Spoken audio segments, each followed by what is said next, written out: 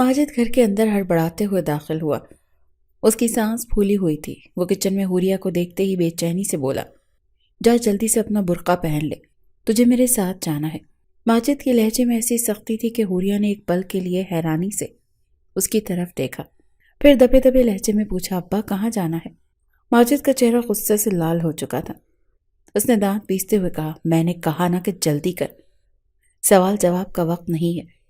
حوریہ کے دل میں خوف کا سایہ لہرانے لگا۔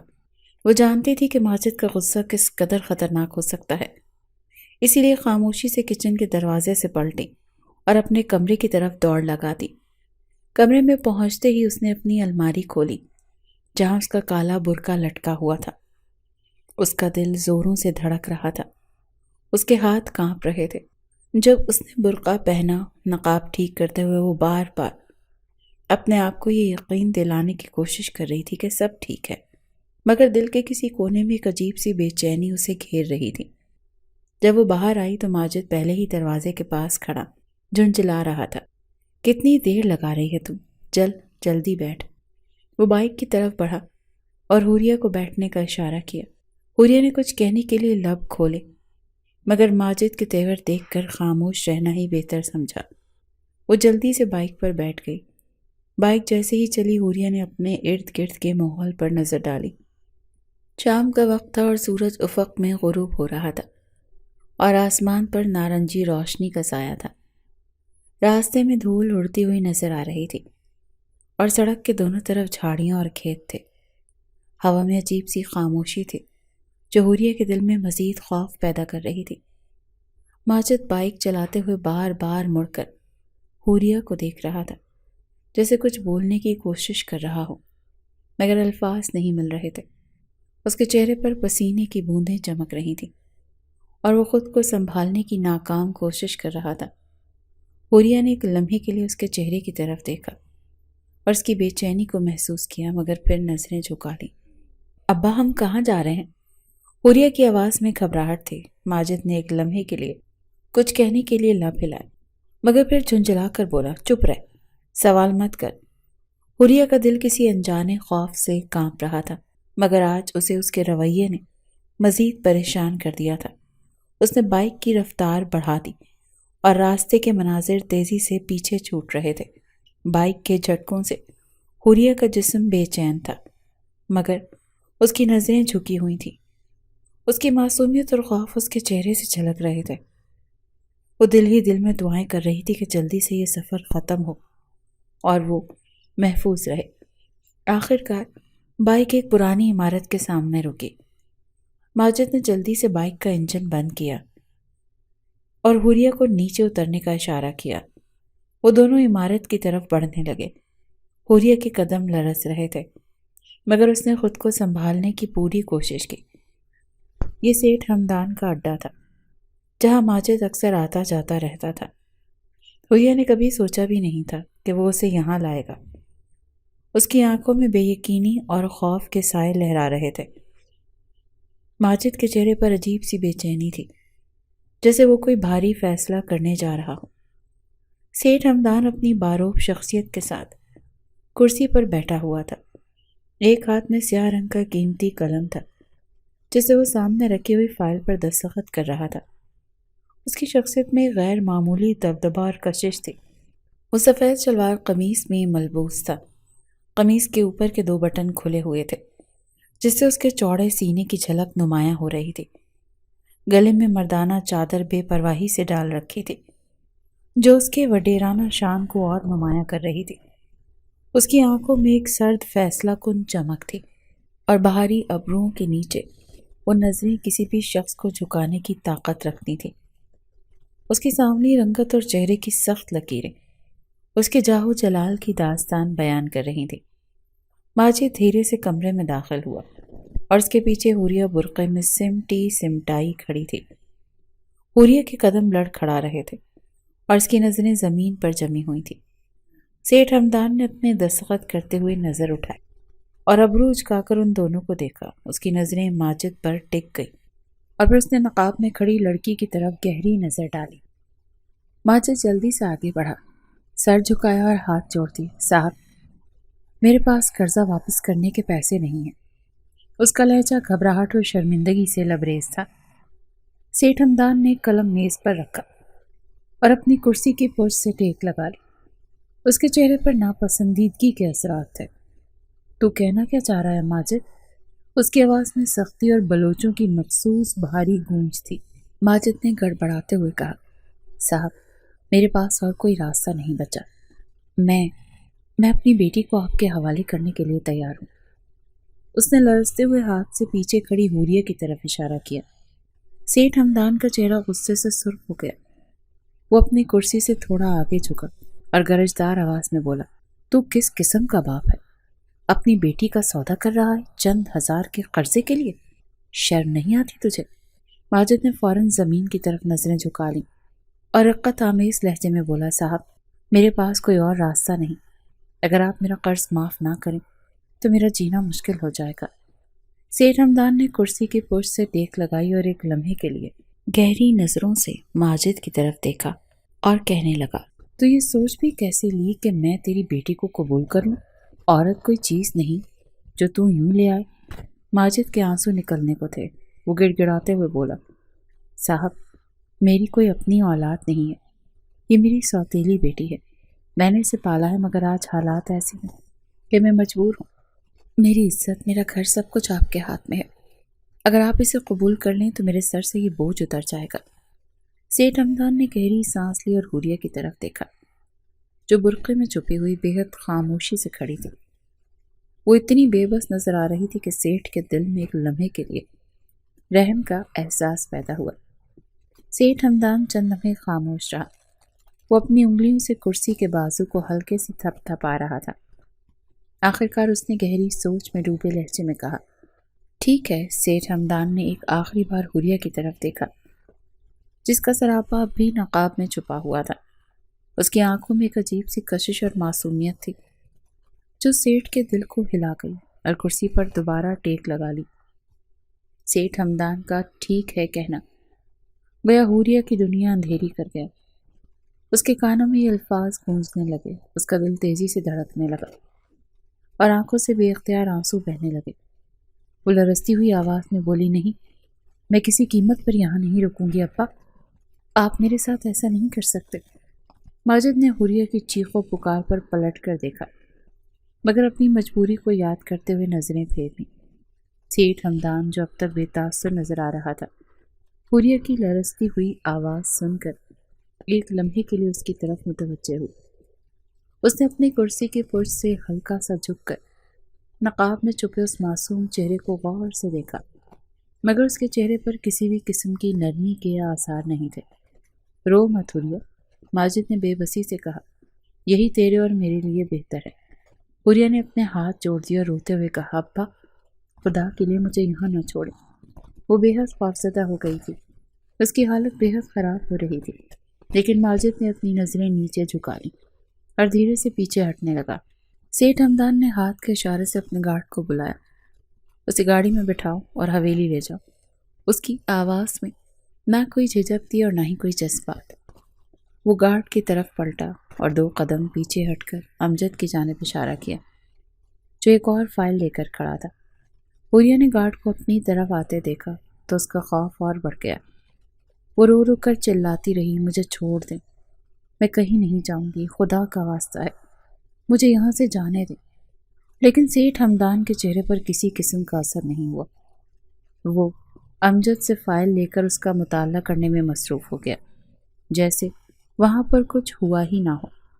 گارڈ نے حوریہ کو بازو سے تھام کر سہارا دیا مگر وہ ان کے ہاتھ جھٹک کر چیخنے لگی، مجھے چھوڑو، میں نہیں جاؤں گی۔ سیٹھ صاحب خدا کے لیے مجھے چھوڑ دیں، اس کی آواز کانوں میں گونج رہی تھی مگر سیٹھ ہمدان کان لپیٹے اپنے کام میں مگن رہا۔ آخرکار حوریہ کو زبردستی گاڑی میں بٹھا دیا گیا۔ وہ گاڑی کے اندر بیٹھ کر بھی روتی رہی مگر سیٹھ ہمدان نے ایک بار بھی پلٹ کر اس کی طرف نہیں دیکھا۔ گاڑی کا دروازہ بند ہوا اور وہ اپنی کرسی پر بیٹھا، فائل کے صفحات پلٹتے ہوئے بے نیاز سا نظر آ رہا تھا۔ حویلی کی اونچی دیواروں اور بھاری لوہے کے گیٹ سے گزرتے ہی حوریہ کا دل کسی انجانے خوف سے لرزنے لگا۔ گارڈ نے اس کے بازو کو سختی سے تھام رکھا تھا اور وہ بے بسی سے چھٹکارا پانے کی کوشش کر رہی تھی۔ حویلی کے اندر کا ماحول کسی قلعے جیسا لگ رہا تھا۔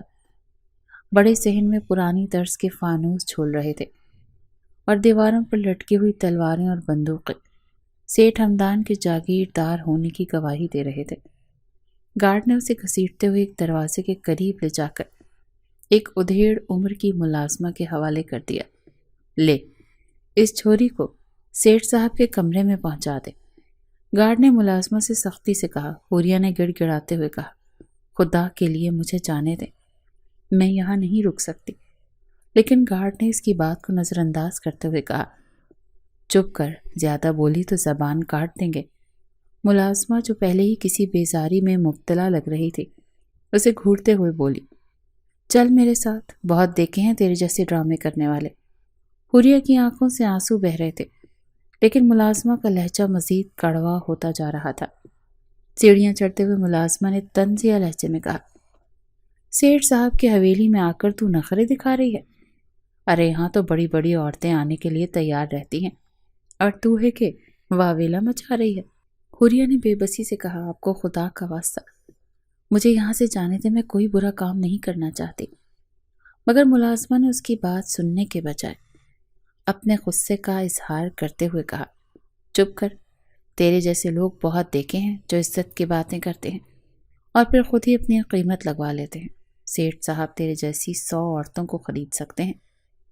آخر کار وہ اسے سیٹھ ہمدان کے کمرے تک لے ہی آئیں۔ کمرہ بہت بڑا اور شاندار تھا، جس کی دیواروں پر بھاری پردے لٹک رہے تھے اور فرش پر قیمتی قالین بچھا ہوا تھا۔ ملازم نے دروازہ کھولا اور حوریہ کو اندر دھکیل دیا۔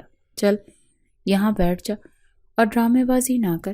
حوریہ نے کمرے کے اندر قدم رکھتے ہی دروازے کی طرف لپک کر باہر نکلنے کی کوشش کی، مگر ملازمہ نے دروازہ بند کر دیا اور باہر سے بولی، یہاں سے بھاگنے کا کوئی فائدہ نہیں، سیٹھ صاحب کا حکم پتھر کی لکیر ہے۔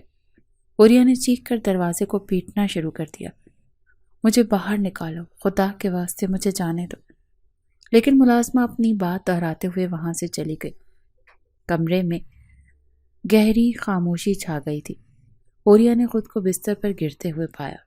اس کا جسم کانپ رہا تھا اور آنکھوں سے آنسو بہنے کا سلسلہ رکنے کا نام نہیں لے رہا تھا۔ اس نے اپنے دونوں ہاتھ دعا کے لیے اٹھائے، یا اللہ، میری عزت کی حفاظت کر، مجھے اس امتحان سے نکال دے۔ کمرے کی ہر چیز حویلی کی شان و شوقت کا مظہر تھی، مگر حوریہ کے دل میں خوف کے سوا کچھ نہیں تھا۔ وہ اس سوچ میں ڈوبی ہوئی تھی کہ آخر یہ کیسا امتحان ہے جو اسے تنہا اور بے بس کر کے اس جگہ لے آیا۔ کمرے میں وقت جیسے ٹھہر سا گیا۔ حوریہ بستر کے ایک کونے میں سکڑی سمٹی بیٹھی تھی اور آنکھیں میچے مسلسل آیت الکرسی کا ورد کر رہی تھی۔ اس کی ہچکیاں اس قدر مدھم ہو چکی تھیں کہ صرف وہی انہیں سن سکتی تھی۔ کمرے کی گمبھیر خاموشی میں اس کے دھڑکتے دل کی آواز صاف سنائی دے رہی تھی۔ 1 گھنٹے بعد دروازہ دھیرے سے کھلا اور سیٹھ ہمدان اندر داخل ہوا۔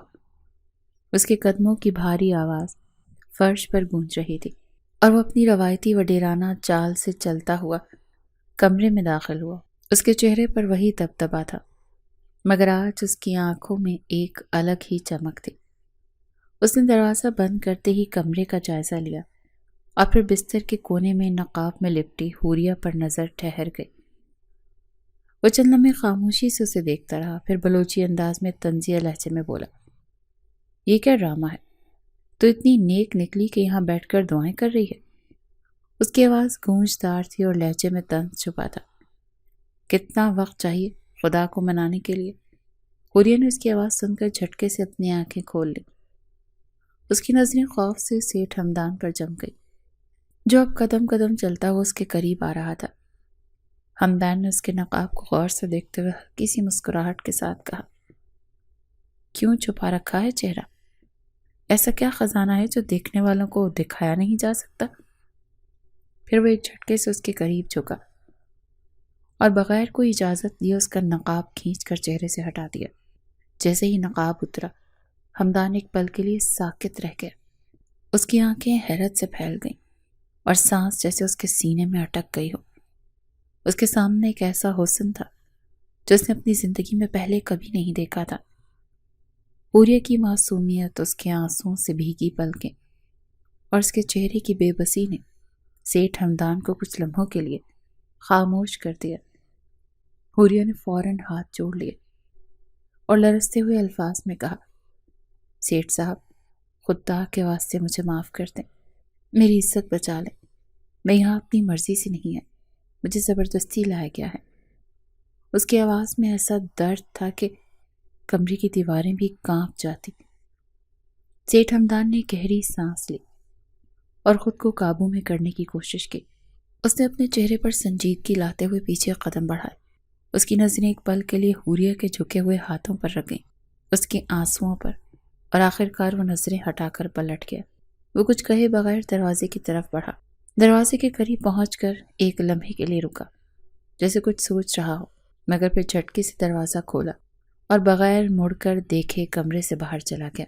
حوریہ جو اس پورے وقت میں سانس روکے بیٹھی تھی، اس کے جاتے ہی سجدے میں گر گئی اور روتے ہوئے اپنے رب کا شکر ادا کرنے لگی۔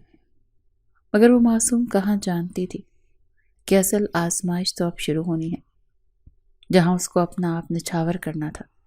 وہ کافی دیر سجدہ شکر میں پڑی رہی اور پھر اٹھ کر آنسو بھری نگاہوں سے چاروں جانب دیکھنے لگی کہ وہ اب یہاں سے کس طرح باہر نکلے گی۔ ہمدان تو کچھ بول کر گیا ہی نہیں تھا، اس نے تو محض صرف ایک نگاہ اس کے وجود پر ڈالی تھی، اور پھر وہ ایسا گیا جیسے وہ وہاں ہو ہی نہ۔ کافی دیر تک وہ خاموشی سے بیٹھی انہی سب چیزوں کے بارے میں سوچتی رہی کہ اب آگے کیا کرنا ہے۔ سیٹھ ہمدان تیز قدموں سے نیچے اپنے مخصوص کمرے میں آیا۔ دروازہ بند کرتے ہی اس نے گہری سانس لی، جیسے خود کو سنبھالنے کی کوشش کر رہا۔ اس کا دل ابھی بھی بے قابو دھڑک رہا تھا اور اس کی آنکھوں کے سامنے بار بار وہی چہرہ لہرا رہا تھا، وہ چہرہ جس پر بے بسی اور معصومیت کے ایسے نقوش تھے جو کسی کے دل کو بھی چھلی کر دیں۔ ہمدان نے اپنی آنکھیں موند لیں اور صوفے پر بیٹھتے ہی ہلکی سی مسکراہٹ اس کے ہونٹوں پر پھیل گئی۔ یہ کیا غضب ہے ہمدان، وہ خود سے مخاطب ہوا۔ اس کا لہجہ ہلکا سا حیرت اور مسکراہٹ سے لبریز تھا۔ ایک پل میں ہی اس لڑکی نے کیا جادو کر دیا مجھ پر۔ وہ ہاتھ سے اپنی پیشانی مسلتے ہوئے ہنس دیا۔ یہ کیسا حسن ہے جو میری عقل اور سکون دونوں چھین کر لے گیا۔ وہ کرسی کی پشت سے ٹیک لگا کر آسمان کی طرف دیکھنے لگا، جیسے اپنے دل کی کیفیت کو سمجھنے کی کوشش کر رہا ہو۔ حوریہ، اس نے دھیرے سے اس کا نام لیا۔ اتنی معصومیت، اتنا وقار، جیسے کسی نے چاندنی کو زمین پر اتار دیا ہو۔ چند لمحے وہ یوں ہی خاموش بیٹھا رہا، پھر خود سے بولا، یہ لڑکی میری بنے گی، اسے میرے سوا کوئی نہیں چھو سکتا، نہ وہ اس حویلی سے باہر جائے گی، نہ ہی کسی اور کی ہوگی۔ اس کے لہجے میں اب ایک فیصلہ کن سختی آ چکی تھی۔ کل صبح ہی نکاح ہوگا اور میں اس کو اپنی زندگی میں شامل کر لوں گا۔ اس نے جیب سے اپنا فون نکالا اور فوراً امجد کو کال کی۔ امجد سن، صبح ٹھیک 9 بجے لاؤنج میں نکاح کے تمام انتظامات مکمل ہونے چاہیے، مولوی صاحب، گواہ، سب کچھ وقت پر ہونا چاہیے، کوئی کمی نہ ہو، سمجھے؟ دوسری طرف سے امجد نے اس بات میں جواب دیا تو ہمدان نے مختصر سا ٹھیک ہے کہہ کر فون بند کر دیا۔ فون رکھتے ہی وہ گہری سانس لیتے ہوئے کمرے کے کونے میں موجود نرم بستر کی طرف بڑھا۔ اس نے جوتے اتار کر بستر پر نیم دراز ہوتے ہوئے آنکھیں بند کر لیں۔ ہلکی سی مسکراہٹ اب بھی اس کے ہونٹوں پر تھی اور اس کے ذہن میں حوریہ کا چہرہ بار بار ابھر رہا تھا۔ میری دلہن، وہ دھیرے سے بڑبڑایا جیسے خود کو تسلی دے رہا ہو۔ پھر کچھ دیر بعد وہ اس خیال کے ساتھ نیند کی آغوش میں چلا گیا۔ صبح کے 9 بجنے میں چند منٹ باقی تھے جب 2 ملازمائیں گھبراہٹ کے عالم میں حوریہ کے کمرے میں داخل ہوئیں۔ وہ دروازہ دھیرے سے کھول کر اندر داخل ہوئیں، جہاں حوریہ زمین پر بیٹھی ہوئی دیوار سے ٹیک لگا گہری نیند میں تھی۔ رات کی بے بسی اور خوف کی وجہ سے وہ اپنی جگہ سے ہل بھی نہیں سکی تھی۔ ملازمہ جو کل سے اس کی بے عزتی کرتے ہوئے اسے کمرے میں چھوڑ گئی تھی، آج ہلکی سی جھجک کے ساتھ اس کے قریب آئی اور قدرے نرم لہجے میں بولی، بیگم صاحبہ جاگ جائیں، وقت ہو گیا ہے۔ دوسری ملازمہ نے جلدی سے اس کا کاندھا ہلاتے ہوئے کہا، اٹھ جائیے، آپ کو نیچے لے کر جانا ہے۔ हुरिया नींद से जागते हुई बौखला गई। वो उलझी हुई नजरों से दोनों मुलाजमाओं को देखने लगी और सवालिया अंदाज में बोली, क्या हुआ, क्यों जगा रही हो? मुलाजमा जो कल उस पर तंज कर रही थी आज झुकी हुई नजरों से कहने लगी, बेगम साहिबा जल्दी करें, ये लाल दुपट्टा लेकर अपने सर पर डाल लें। हुरिया हैरान होकर बोली, ये सब क्या है, क्यों कह रही हो मुझे बेगम साहिबा?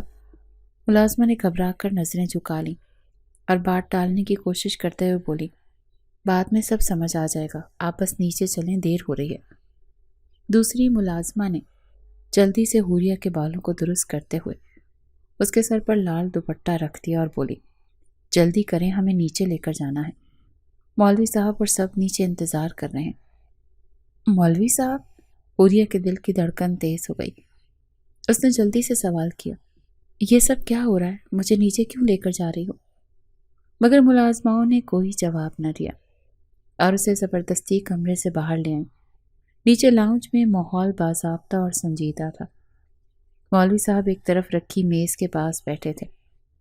उनके करीब 2 गवाह मौजूद थे और कमरे में मौजूद हर शख्स की नज़रें झुकी हुई थी। सेठ हमदान सफ़ेद शलवार कमीज में बेहद वजी लग रहा था। उसके बाल नफासत से बने हुए थे। उसके चेहरे पर एक अजीब सी संजीदगी और सुकून था। उसका चेहरा झुका हुआ था और वो गहरी सोच में नजर आ रहा था। हुरिया को जैसे ही लाउंज में लाया गया, सबकी नज़रें उस पर टिक गईं। वो सहमे हुए कदमों के साथ चलती हुई मुकम्मल तौर पर हक्का बक्का हो रही थी। मुलाजमाओं ने उसे नरमी से सोफे पर सेठ हमदान के बराबर में बिठा दिया। हमदान ने एक लम्हे के लिए अपनी नज़रें उठाईं और हुरिया की तरफ देखा। हुरिया के दिल की धड़कन जैसे थम सी गई हो। वो बेयकीनी के आलम में मौलवी साहब और गवाहों और हमदान को देखती रही। ये सब क्या हो रहा है, वो हिचकिचाते हुए बोली, मगर उसकी आवाज़ इतनी धीमी थी कि शायद किसी ने ना सुनी। सेठ हमदान के चेहरे पर हल्की सी मुस्कुराहट आई, मगर उसने कोई जवाब नहीं दिया। मौलवी साहब ने किताब खोली और गवाहों से कुछ बात करने लगे और हुरिया को एहसास होने लगा कि यहाँ कुछ ऐसा होने वाला है जिसका वो तसव्वुर भी नहीं कर सकती। और उसका बाप तो उसको बेच चुका है। उसकी कल इज्जत तार होनी थी। वो तो एक रखेल के तौर पर जानी जानी थी। तो फिर ये निकाह कैसे? वो हैरान कुन तौर पर परेशान थी। लाउंज में सन्नाटा था। हर शख्स की नज़रें झुकी हुई थी सिवाय हमदान की, जिसकी निगाहें बार बार हुरिया के चेहरे पर टिक जाती थी। मौलवी साहब ने निकाह की किताब खोली और रस्मी दुआ पढ़ने के बाद हुरिया की तरफ देखा। बेटी, क्या आपको ये निकाह कबूल है? मौलवी साहब की आवाज़ गूंजी तो हुरिया का दिल जोर जोर से धड़कने लगा। उसकी नज़रें खौफ और हैरत से इधर उधर भटकने लगी, मगर वो कुछ बोल ना पाई। खामोशी ने कमरे की फिजा को मजीद बोझल कर दिया था। मौलवी साहब ने दोबारा सवाल किया, बेटी, आपको ये निकाह कबूल है? हुरिया की ज़बान जैसे बंद हो गई थी। उसे समझ नहीं आ रहा था कि ये सब क्या हो रहा है। अचानक हमदान अपनी जगह से हल्का सा झुका और इंतहाई नर्म लेकिन गहरी सरगोशी में हुरिया के कान के करीब बोला, बोल दो हुरिया, निकाह के लिए हाँ कह दो। उसके लहजे में इतना सुकून और ताकत थी कि हुरिया के कानों में जैसे गूंज पैदा हो गई। वो मजीद झुकार अपनी बात जारी रखते हुए बोला, मैं तुमसे अब दस्तबरदार नहीं हो सकता। तुम्हारी इज्जत मेरी इज्जत है। मैं जानता हूँ तुम्हारे लिए बगैर निकाह के मेरे करीब आना तौहीन होगी और मैं तुम्हारी ये तौहीन कभी नहीं होने दूंगा। हमदान की आवाज़ में एक अजीब सी कशिश और ताकत थी, जैसे वो अपनी बात पर मुकम्मल यकीन रखता हो। तुम एक इज्जतदार घराने की लड़की हो हुरिया, और अब ये निकाह तुम्हारी इज्जत की हिफाजत का वादा है। हुरिया का चेहरा शर्म से लाल हो गया। उसके दिल में अजीब कशमकश जारी थी, मगर हमदान के अल्फाज ने उसके दिल पर एक ऐसी तासीर छोड़ी थी कि वो मजीद खामोश न रह सकी। उसने लरसते हुए हल्की सी आवाज़ में कहा, कबूल है। मौलवी साहब ने इत्मीनान से सर हिलाया और तीसरी बार हुरिया से पूछा, बेटी, क्या आपको ये निकाह कबूल है? हुरिया ने नज़रें झुकाई मगर वाज़ेह अंदाज में कहा, कबूल है। कमरे में जैसे सुकून की एक लहर दौड़ गई। मौलवी साहब ने अब हमदान की तरफ रुख किया और कहा, हमदान साहब, क्या आपको ये निकाह कबूल है? ہمدان کی مسکراہٹ گہری ہو گئی۔ وہ پیچھے ٹیک لگاتے ہوئے پر اعتماد انداز میں بولا، قبول ہے۔ اس کی آواز میں ایک عجیب دبدبا تھا، جیسے یہ لمحہ اس کے لیے سب سے اہم ہو۔ مولوی صاحب نے دعا شروع کی اور کمرے کی فضا میں نرمی آ گئی۔ حوریہ نے چوری چوری ایک نظر ہمدان کی طرف دیکھا، جو اب بھی مسکرا رہا تھا، جیسے یہ نکاح اس کی زندگی کا سب سے بڑا خواب ہو جو پورا ہو چکا تھا، مگر وہ جانتا ہی نہیں تھا کہ وہ کیا کر چکا ہے، کس کھائی میں چھلانگ لگا چکا ہے۔ نکاح کے بعد ملازمہ نے حوریہ کو سہارا دے کر کمرے تک پہنچایا۔ وہ کمرہ جو شاید سیٹھ ہمدان کے لیے خاص طور پر تیار کیا گیا تھا، وسیع اور شاندار تھا۔ دیواروں پر بلوچی طرز کے نقش و نگار، بھاری پردے اور وسط میں ایک نفیس اور خوبصورت بستر، جس پر سفید اور سرخ رنگ کے گدے بچھے ہوئے تھے، جیسے یہ کسی تقریب کا حصہ ہو۔ حوریہ کو ملازمہ نے بستر پر بٹھایا اور قدرے نرم لہجے میں کہا، بیگم صاحبہ آپ یہیں بیٹھیں، سیٹھ صاحب تھوڑی دیر میں آتے ہوں گے۔ حوریہ ابھی تک بوکھلائی ہوئی تھی، وہ سمجھ نہیں پا رہی تھی کہ یہ سب کیا ہو رہا ہے۔ ملازمہ دروازہ بند کر کے چلی گئی اور حوریہ کمرے میں اکیلی رہ گئی۔ اس کا دل زور زور سے دھڑک رہا تھا۔ وہ بار بار اپنے ہاتھوں کو مٹھی میں دبا رہی تھی اور آنکھوں میں حیرت اور خوف کی جھلک تھی۔ یہ سب کیا ہے؟ یہ سب کیسے ہو گیا؟ وہ خود سے سرگوشی کر رہی تھی کہ اچانک دروازہ کھلا۔ سیٹھ ہمدان اپنے باروق شخصیت کے ساتھ کمرے میں داخل ہوا، سفید شلوار قمیص میں ملبوس، چوڑا سینہ، سر اٹھائے ہوئے اور چہرے پر وہی گہری مسکراہٹ۔ اس کی شخصیت میں ایک عجیب کشش تھی جو نہ صرف اس کے وقار کو بڑھا رہی تھی بلکہ اس کی موجودگی کو مزید وزنی بنا رہی تھی۔ وہ آہستہ آہستہ قدم بڑھاتا ہوا حوریہ کے قریب آیا اور کچھ فاصلے پر رک کر اس کی طرف گہری نظروں سے دیکھنے لگا۔ حوریہ نے نظریں جھکا لیں۔ ہمدان نے اپنے مخصوص بلوچی لہجے میں گہری اور نرم آواز میں کہا، حوریہ، تمہیں معلوم ہے تم نے آج کیا بنا دیا ہے مجھے؟ حوریہ نے نظریں اٹھا کر بے یقینی سے اس کی طرف دیکھا اور دھیمی آواز میں بولی، یہ سب کیوں کیا آپ نے؟ ہمدان نے مسکراتے ہوئے ایک قدم آگے بڑھایا اور کہا، کیوں؟ کیونکہ تم مجھے پسند آ گئی ہو۔ تمہاری معصومیت، تمہاری خاموشی اور تمہاری عزت کے لیے لڑنے کا جذبہ، یہ سب کچھ۔ حوریہ کا چہرہ حیرت اور بے یقینی کی تصویر بن گیا۔ اس نے کانپتی ہوئی آواز میں کہا، مگر یہ کیسے ممکن ہے؟ نہ تو ہمدان نے اسے بیچ میں ٹوکتے ہوئے نرمی سے کہا، یہ دنیا کی سب سے خوبصورت بات ہے حوریہ، تم اب میری بیوی ہو اور میں تمہیں یقین دلاتا ہوں کہ اس گھر میں، اس دل میں تمہاری جگہ سب سے خاص ہوگی۔ حوریہ نے بے یقینی سے اسے دیکھا۔ وہ نہیں سمجھ پا رہی تھی کہ ہمدان کے اس قدر مضبوط اور پورے اعتماد الفاظ کے پیچھے کیا حقیقت چھپی ہے، مگر یہ سب اتنا اچانک کیوں؟ ہمدان نے ہلکا سا قہقہ لگایا اور پھر سنجیدگی سے بولا، کیونکہ زندگی کبھی وقت نہیں دیتی حوریہ۔ میں نے تمہیں دیکھا اور فیصلہ کر لیا۔ یہ دل تمہارے لیے دھڑکنے لگا اور اس کے بعد کچھ سوچنا ممکن ہی نہیں رہا۔ حوریہ نے بے اختیار نظریں جھکا لیں۔ اس کے پاس کہنے کو کچھ نہیں تھا، مگر اس کے دل میں کئی سوال تھے۔ ہمدان نے آخر میں نرمی سے کہا، اب تم میری ذمہ داری ہو حوریہ، اور میں تمہیں کبھی اکیلا نہیں چھوڑوں گا۔ یہ کہہ کر ہمدان نے ایک آخری مسکراہٹ کے ساتھ اس کی طرف دیکھا اور پھر اس کے قریب ہو کر اس کے ماتھے پر ایک محبت بھرا بوسہ دیا۔ حوریہ کی آنکھیں جھلملا گئیں۔ یہ کیسا احساس تھا جو وہ پہلی بار محسوس کر رہی تھی۔ ابھی ہمدان مزید کوئی گستاخی کرتا، اس نے پہلے اسے نیچے سے اپنے باپ کی آواز آئی تھی۔ اس نے بے اختیار سر اٹھا کر آسمان کی جانب دیکھا تھا اور نفی میں سر ہلاتے ہوئے بولا تھا، ایک میرا باپ ہے جسے میری خوشیاں چبھتی ہیں۔ تم بیٹھو، میں آتا ہوں۔ یہ کہتے ہی وہ نیچے کی طرف بڑھ چکا تھا، جبکہ وہ اپنی دھڑکنیں سنبھالتی وہیں بے جان قدموں سے بیٹھ گئی تھی۔ ہمدان کمرے سے باہر نکلا تو اس کے قدم مضبوطی سے حویلی کے کشادہ لاؤنج کی طرف بڑھے۔ نیچے نور بیگم اور کاشف بلوچ پہلے سے موجود تھے۔ نور بیگم کے چہرے پر سختی اور مایوسی صاف دکھائی دے رہی تھی، جبکہ کاشف بلوچ کی آنکھوں میں بے انتہا غصہ تھا۔ جیسے ہی ہمدان لاؤنج پہنچا، کاشف بلوچ نے اپنی تیز نگاہوں سے بیٹے کو گھورا اور گرجتے ہوئے کہا، یہ کیا حرکت کی ہے تم نے حمدان بلوچ؟ حمدان نے اس کے سوال کا جواب دینے کے بجائے بے نیازی سے ایک کرسی کھینچی اور بیٹھ گیا۔ اس نے اپنی پشت پر ہاتھ باندھے اور بغیر کسی پشیمانی کے سرد لہجے میں کہا، آپ دونوں کس کی اجازت سے میری حویلی میں آئے ہیں؟ کاشف بلوچ نے غصے سے اپنی مٹھیاں بھینچ لیں۔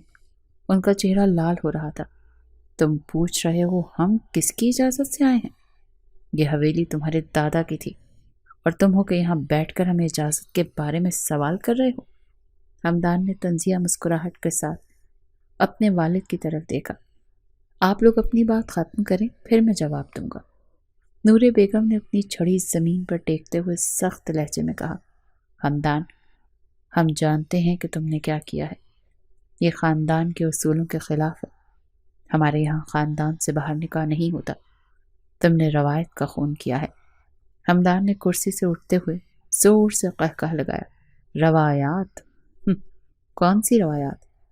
وہی روایات جنہوں نے میری ماں کو اس حویلی سے روتے ہوئے نکالا، وہی روایات جنہوں نے مجھے اپنے باپ کے نام سے الگ ہونے پر مجبور کیا۔ آپ کی روایات صرف اپنے فائدے کے لیے ہیں اور میں ان کا غلام نہیں ہوں۔ کاشف بلوچ آگے بڑھے اور انگلی اٹھا کر کہا، زبان سنبھال کر بات کرو حمدان، میں تمہارا باپ ہوں۔ حمدان کا چہرہ سخت ہو گیا۔ اس نے قدم آگے بڑھائے اور اپنے والد کے قریب آ کر دھیمی لیکن تلخ آواز میں کہا، آپ میرے باپ ضرور ہیں لیکن میں آپ کا بیٹا نہیں ہوں۔ آپ نے میری ماں کو اس خاندان کے اصولوں کے لیے قربان کر دیا اور آج آپ مجھ سے روایات کی بات کر رہے ہیں۔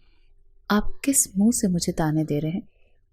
نورے بیگم نے غصے میں اپنی چھڑی زمین پر ماری اور کہا، حمدان، تم ہوش میں نہیں ہو۔ تم نے جو کیا ہے وہ خاندان کی عزت کے خلاف ہے۔ ہم نے ماضی میں غلطیاں کی ہوں گی لیکن تمہیں ایسی خطا کرنے کی اجازت نہیں دی جا سکتی۔ حمدان نے غصے سے دادی کی طرف دیکھا۔ غلطی؟ آپ اسے غلطی کہتی ہیں؟ آپ دونوں کی غلطیاں تو میری ماں کی زندگی لے گئیں، لیکن میں اپنی زندگی اپنی مرضی سے جینا چاہتا ہوں، تو یہ آپ سے برداشت نہیں ہوتا۔ کاشف بلوچ کا ضبط ٹوٹ گیا تھا۔ وہ چیخ کر بولے، چپ ہو جاؤ حمدان، تمہیں اپنے بڑوں سے بات کرنے کی تمیز نہیں ہے۔ حمدان نے تلخ مسکراہٹ کے ساتھ جواب دیا، احترام ان کا کیا جاتا ہے جو اس کے لائق ہوں۔ آپ دونوں نے میری ماں کو عزت دی ہوتی تو آج آپ کے سامنے سر جھکا کر کھڑا ہوتا، لیکن نہیں، آپ نے اس وقت اپنی انا کو چنا اور آج میں اپنی مرضی کو چن رہا ہوں۔ نورے بیگم نے غصے سے کہا، ہمیں تم سے یہ امید نہیں تھی حمدان، تم ہمارے اصول توڑ کر اپنی عزت پوری کر رہے ہو، یہ ناقابل قبول ہے۔ حمدان نے ان دونوں کی باتیں سنی، پھر ایک گہری سانس لے کر اپنی جگہ پر رک گیا۔ اس کے لہجے میں سختی اور بے اعتنائی تھی۔ آپ دونوں میری حویلی سے جا سکتے ہیں، مجھے آپ سے کوئی بات نہیں کرنی، یہ میری زندگی ہے اور میں اسے اپنے طریقے سے گزاروں گا۔ کاشف بلوچ نے قدم آگے بڑھایا جیسے وہ کچھ کہنا چاہتے ہوں، لیکن حمدان نے ہاتھ اٹھا کر انہیں روک دیا۔ نہیں بابا، اب مزید بات نہیں ہوگی، آپ جا سکتے ہیں۔ اس دوران اوپر کی منزل پر حوریہ اپنے کمرے کے دروازے سے نیچے یہ سب کچھ دیکھ رہی تھی۔ اس کی آنکھوں میں خوف اور حیرت تھی۔ وہ حمدان کے غصے اور تلخ لہجے کو دیکھ کر حیران تھی کہ یہ شخص کس قدر مضبوط اور اپنی بات پر ڈٹ جانے والا تھا۔ اس نے کبھی ایسا منظر نہیں دیکھا تھا اور اس لمحے اس کی الجھن اور بڑھ گئی۔ وہ پریشان ہو رہی تھی کہ وہ کس مصیبت میں آ چکی ہے، کہیں یہ نکاح اس کے گلے کا طوق نہ بن جائے۔ وہ فوراً ہی اپنے حق میں دعا کرنے لگی تھی کہ یہ کیسے مشکل اس پر آن پڑی ہے۔ جیسے ہی حمدان نے اپنا رخ تبدیل کیا، کاشف بلوچ اپنی ماں کو لیے اس کی حویلی سے نکل گئے، مگر ان کی آنکھوں میں ایک ایسی چمک تھی جس کو دیکھ کر کوئی بھی شخص کانپ سکتا تھا۔ وہ کاشف بلوچ تھے جو نہ جوانی میں رحم دل تھے اور نہ وہ اب رحم دل تھے، اپنی مرضی کرنے والے۔ وہ ایک سخت بلوچ تھے اور ان کے برعکس حمدان بلوچ سب سے مختلف تھا۔ اپنے نام کے آگے سے وہ اپنے باپ کا نام ہٹا چکا تھا اور یہ کرتے ہوئے اسے بالکل بھی دکھ نہیں ہوا تھا۔ ان دونوں کے جاتے ہی حمدان بھی حویلی سے نکل کر اپنے ڈیری کی جانب بڑھ چکا تھا۔ کہنے کو آج اس کے لیے ایک بہت خوشی کا دن تھا، مگر اس خوشی کو اس کا باپ اور اس کی دادی غارت کر چکے تھے۔ اس دوران حوریہ نیچے آئی تو دو ملازمائیں اسے دیکھ کر تیز قدموں سے اس کے پاس پہنچی۔ ایک نے فوراً اس سے سوال کیا، بیگم صاحبہ آپ خیریت سے ہیں؟ حوریہ کے چہرے پر اضطراب اور پریشانی صاف دکھائی دے رہی تھی۔ اس نے ہکلاتے ہوئے جواب دیا، یہ کون تھے؟ وہ جو ابھی ابھی گئے ہیں؟ ملازمہ نے اسے نظر انداز کرتے ہوئے جواب دیا، یہ حمدان صاحب کے والد صاحب اور ان کی دادی تھی۔ حوریہ نے مزید سوال کیا، لیکن وہ اتنے غصے میں کیوں تھے اور آپس میں ایسی باتیں کیوں کر رہے تھے؟ کیا ہوا تھا؟ ملازمہ کا چہرہ لمحے بھر کو سنجیدہ ہو گیا۔ اس نے ہلکے سے سر جھکایا اور پھر نظریں جھکاتے ہوئے جواب دیا، بیگم صاحبہ آپ کو اس بارے میں کچھ نہیں جاننا چاہیے۔ حوریہ نے سر جھٹکتے ہوئے فوراً جواب دیا، کیوں؟ مجھے بتاؤ، مجھے سب کچھ جاننا ہے۔ وہ کیا باتیں کر رہے تھے؟ کیوں اتنا غصہ تھے؟ ملازمہ نے افسوس سے سر ہلایا، پھر اس کے چہرے پر غمگین مسکراہٹ آئی۔ بیگم صاحبہ یہ سب آپ کے لیے نہیں ہے، یہ خاندان کی باتیں اور وہ آپ کو پریشان نہیں کرنا چاہتے۔ حوریہ نے اپنا ہاتھ اپنے سینے پر رکھ کر گہری سانس لی اور پھر ہولے سے کہا، پر مجھے تو کچھ سمجھ نہیں آ رہا، یہ سب کیا ہو رہا ہے؟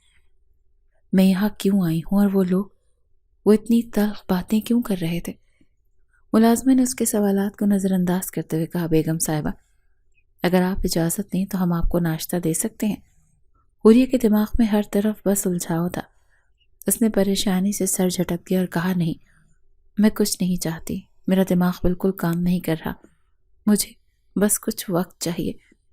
ملازمہ نے ایک لمحے کے لیے حوریہ کو غور سے دیکھا اور پھر نرم آواز میں کہا، بیگم صاحبہ آپ کا دماغ تھک چکا ہے، تھوڑا آرام کر لیں۔ حوریہ نے ایک بے بس نگاہ ملازمہ پر ڈالی اور دھیمی آواز میں بولی، تو مجھے کچھ کھانے کے لیے دے دو۔ یہ کہہ کر وہ خاموشی سے لاؤنج میں ہی بیٹھ گئی۔ اس کی دل کی دھڑکنیں معمول سے ہٹ کر آج بہت تیز رفتار سے دوڑ رہی تھی۔ حمدان ڈیرے میں خاموش بیٹھا تھا۔ اس کی نظریں نیچی تھی اور آنکھوں میں ایک عجیب سی نمی جو کسی اندر کی گہری تڑپ کو ظاہر کر رہی تھی۔ اس کا چہرہ اضطراب سے بھرا ہوا تھا اور وہ باہر کی دنیا سے بالکل بے خبر اپنے گزرے ہوئے دنوں میں کھو چکا تھا۔ زمین کی مٹی کو دیکھتے ہوئے کربناک مسکراہٹ اس کے ہونٹوں پر آئی، لیکن وہ فوراً غائب ہو گئی۔ یادیں ایک ایک کر کے اسے اپنی گرفت میں لے رہی تھی اور وہ جیسے ماضی کی گہری کھائی میں جا رہا تھا۔ اس کے دماغ میں ایک ایک لمحہ دوبارہ زندہ ہو رہا تھا اور وہ یادیں جنہوں نے ان کا بچپن چھین لیا تھا وہ ایک بار پھر اسے تڑپا رہی تھی۔ ماضی حویلی کے صحن میں روشنی بلوچ کو شدید مار پڑ رہی تھی۔ نور بیگم کی ظالمانہ آواز سے مسلسل الزامات لگا رہی تھی، اس کی چھاتی میں دم گھونٹ دیتی۔ کاشف بلوچ کا بے پرواہ رویہ جو اپنی بیوی کو مارنے میں کوئی ہچکچاہٹ محسوس نہیں کرتا تھا، حمدان کے ذہن میں ایک دردناک تصویر بنا رہا تھا۔ یہ کیا ہو رہا ہے؟ وہ چھوٹا بچہ خود سے پوچھ رہا تھا۔ اور پھر وہ لمحہ آیا جب اس کی ماں کی طلاق ہو گئی اور اسے دھکے دے کر حویلی سے نکال دیا گیا، اور پھر وہ منظر جب وہ اپنی ماں کی لاش کو کفن میں لپٹا دیکھ رہا تھا۔ وہ روتی ہوئی جب گھر سے نکلی تھی تو اس کا راستے میں ایکسیڈنٹ ہو گیا تھا۔ وہ کرب جو حمدان نے اس وقت محسوس کیا وہ کسی بھی لفظ میں بیان نہیں ہو سکتا تھا۔ وہ بچہ جس نے اپنی ماں کو اس اذیت میں مرتے ہوئے دیکھا، آج وہ مرد بن چکا تھا، لیکن اندر کا بچہ وہی درد، وہی خوف کبھی نہیں گیا تھا۔ وہ اب بھی اس پچھلے منظر میں کھو چکا تھا۔ وہ طلاق اور مار صرف اس لیے تھی کیونکہ روشنی بیگم بنا حجاب کے حویلی کے صحن میں آ گئی تھی، اور یہ بات نور بیگم اور کاشف بلوچ کے لیے بہت بڑی تھی۔ یہی وجہ تھی کہ انہوں نے اس دن انہیں اتنے کوڑے برسائے تھے کہ وہ ادموئی ہو گئی تھی، اور پھر جب وہ گھر سے نکلی تو ان کو خالق حقیقی نے اپنے پاس بلا لیا۔ حمدان نے گہری سانس لی اور آنکھیں بند کر کے ماضی کی اس تکلیف دہ حقیقت کو جھٹکا تھا۔ اسی وقت اس کا موبائل بجا، اسکرین کو دیکھا تو سامنے اس کے سب سے وفادار ملازم امجد کی کال تھی۔ اس نے فون ریسیو کر کے کان سے فون لگایا اور پھر جو بات آگے سے سنائی وہ سن کر وہ اپنی جگہ سے کھڑا ہو گیا تھا۔ سیٹھ صاحب، بڑی حویلی کے گارڈ بیگم صاحبہ کو زبردستی اٹھا کر لے گئے ہیں اور ساتھ میں یہ پیغام دیا ہے کہ اگر آپ کو بیوی چاہیے تو بڑی حویلی آ کر لے جائیں۔ امجد کی آواز میں خوف اور بے چینی تھی۔ یہ سن کر حمدان کا چہرہ بدل گیا، جیسے تیز دھار آلے کی طرح اس کے اندر کی طاقت بیدار ہو گئی۔ وہ کرسی سے کھڑا ہو گیا، جسم میں ایک گہری سنسنی دوڑ گئی اور آنکھوں میں ایک بھڑکتی ہوئی آگ۔ ان کی ہمت کیسے ہوئی میری بیوی کو ہاتھ بھی لگانے کی؟ امجد، آج ان لوگوں کا حساب چکتا کر کے رہوں گا۔ میں نے اپنی ماں کے لیے کچھ نہیں کیا، لیکن اب اپنی بیوی کے لیے پوری حویلی کو جلا کر راکھ کر دوں گا۔ اس کے الفاظ میں اتنی سختی تھی۔ دوسری طرف امجد بھی گھبرا چکا تھا، اس کا غصہ حدوں کو چھو رہا تھا۔ وہ ایک تیز قدم کے ساتھ ڈیرے سے باہر نکلا۔ اس کی نظریں صرف ایک مقصد پر مرکوز تھیں، حوریہ کو بچانا۔ وہ راستے پر خاموش رہا، اس کا دماغ غصے سے پھٹنے کے قریب آ چکا تھا۔ ماضی کا ہر لمحہ اس کی آنکھوں کے سامنے کسی فلم کی مانند لہرا رہا تھا۔ جس طرح اس نے اپنی ماں کو کھویا تھا، اب وہ اپنی بیوی کو نہیں کھونا چاہتا تھا۔ ہاں، اس وقت بچہ تھا، اسی لیے کچھ نہیں کر پایا تھا، لیکن اب وہ ایک 28 سال کا نوجوان مرد تھا جو کچھ بھی کر سکتا تھا۔ جیسے وہ حویلی کے دروازے تک پہنچا، سامنے کا منظر اس کا دل دہلا دینے والا تھا۔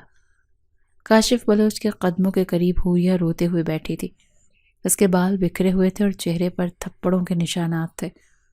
اس کے سامنے کھڑی ان کی دوسری بیوی اور نور بیگم کی موجودگی، اور پورا ماحول غم و غصے سے بھرا ہوا تھا۔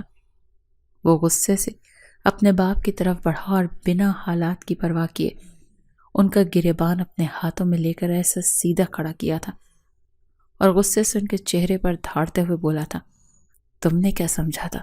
ہمدان کی آواز میں اتنی شدت تھی کہ کاشف بلوچ کے کانپتے ہوئے جسم سے ساری ہوا نکل گئی۔ تم نے میری ماں کو مارا، اور اب تمہیں لگتا ہے کہ میں اپنی موجودگی میں اپنی بیوی پر ایک خراش بھی آنے دوں گا؟ کاشف بلوچ کی آنکھوں میں غصہ اور بے بسی کا مخلوط رد عمل تھا، مگر وہ کچھ بول نہیں پایا۔ اس کے چہرے پر اضطراب اور پریشانی کا سایہ تھا، اور ہمدان کی یہ توہین برداشت کرنا اس کے لیے مشکل ہو رہا تھا۔ ہمدان کی آواز میں سنسناہٹ تھی جو کاشف بلوچ کے سینے میں گونج رہی تھی۔ تمہاری اس حویلی میں تمہاری روایات کو میں ختم کرنے آیا ہوں۔ کاشف بلوچ، ہمدان کی یہ دھمکی اس کے الفاظ کے ساتھ ہی جیسے کوئی بھڑکی ہوئی آگ تھی۔ اگر تم نے اب میری بیوی کی طرف آنکھ اٹھا کر بھی دیکھا تو میں اس حویلی کو جلا کر راکھ کر دوں گا۔ ہمدان کا غصہ اور جلال بڑھ رہا تھا۔ حوریہ اس منظر کو دیکھ رہی تھی، اس کے اندر ایک عجیب سی بے چینی چھا گئی تھی۔ وہ حیرت سے ہمدان کو دیکھ رہی تھی جو اس کے لیے اپنے باپ سے لڑ رہا تھا، اپنی بیوی کے لیے اپنی تمام طاقتیں صرف کر رہا تھا۔ ہمدان نے اپنے باپ کا گریبان چھوڑا اور اس کو دھکا دے کر صوفے پر گرا دیا۔ پورا کمرہ تھرا اٹھا تھا۔ اب تمہیں اپنی جگہ سمجھ میں آ جائے گی کاشف بلوچ، ہمدان نے کہا۔ اس کی آواز میں اتنی گہری نفرت تھی کہ اس کا ہر لفظ کاٹتا ہوا تھا۔ پھر اس نے فوری طور پر حوریہ کی طرف رخ کیا، جس کی حالت بکھری ہوئی تھی اور اس کا دل درد سے بھر گیا تھا۔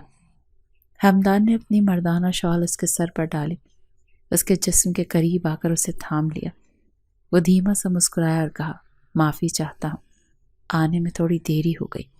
ہمدان نے حوریہ کا ہاتھ تھاما اور کاشف صاحب کی جانب دیکھتے ہوئے سخت لہجے میں بولا، آئندہ کے بعد اگر مجھ سے رابطہ کرنے کی بھی آپ نے جرأت کی تو میں بتا رہا ہوں کہ میں ہر حد بھول جاؤں گا۔ میں یہ بھی بھول جاؤں گا کہ مجھے پیدا کرنے والے آپ ہیں۔ وہ اتنی زور سے دھاڑا تھا کہ حویلی کے در و دیوار ہل چکے تھے۔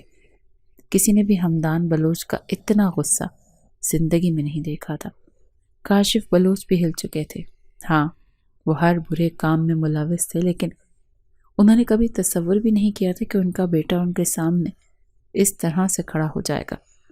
وہ اسے حویلی لے آیا تھا۔ جب حویلی میں داخل ہوتے ہی حوریہ نے اس کا ہاتھ تھام لیا اور اس کو دیکھتے ہوئے بے یقین لہجے میں بولی تھی، یہ سب کیا ہو رہا ہے؟ آپ اپنے بابا کا گریبان کیوں پکڑ رہے تھے؟ آپ نے مجھ سے نکاح کیوں کیا؟ میں تو آپ کی زرخلیز غلام ہوں نا۔ وہ مزید کچھ کہتی اس سے پہلے ہی ہمدان نے اس کی کمر میں ہاتھ ڈالا تھا اور اسے اپنے سینے سے لگاتے ہوئے محبت سے چور لہجے میں بولا تھا، تم زرخرید غلام نہیں، تم اس غلام کی آقا ہو۔ اور وہ اپنی طرف اشارہ کرتے ہوئے بولا تو حوریہ حیران ہو کر اس کو دیکھنے لگی، جب اچانک اس کے قدموں میں بیٹھ گیا تھا۔ ہمدان بلوچ، جس کے آگے پوری دنیا جھکتی تھی، آج وہ ایک معمولی سی لڑکی کے آگے گھٹنے ٹیک کر بیٹھا ہوا تھا۔ بے شک محبت انسان کو کس حد تک جھکا دیتی ہے۔ آج ہمدان کو بہت اچھے سے اس بات کا احساس ہو رہا تھا۔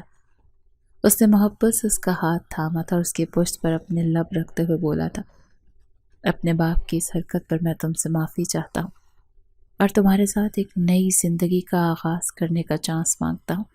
کیا میری بیوی بن کر ایک نئی زندگی شروع کرو گی؟ کیا میری محبت کے ساتھ میرے گھر کو روشن کرو گی؟ کیا میرے بچوں کی جنت بنو گی؟ جب حوریہ کی آنکھوں میں آنسو آ گئے تھے، لمحے میں اس کی آنکھوں کے سامنے وہ لمحات گزرے تھے جب وہ اپنے سوتیلے باپ کے گھر میں رہی تھی۔ ان کا تلخ لہجہ، ان کی باتیں، ان کا انداز، سب کچھ یاد آتا جا رہا تھا۔ جب اس نے روتے ہوئے سر ہاں میں ہلایا تھا اور حمدان کے ہاتھ پر ہاتھ رکھ دیا، وہ تو تصور بھی نہیں کر سکتی تھی کہ محض ایک رات میں اس کی پوری دنیا تبدیل ہو جائے گی۔ اور حقیقت ہے، جب خدا نوازنے پر آتا ہے تو دیر نہیں کرتا، اور جب چھیننے پر آتا ہے تو وقت نہیں لگتا۔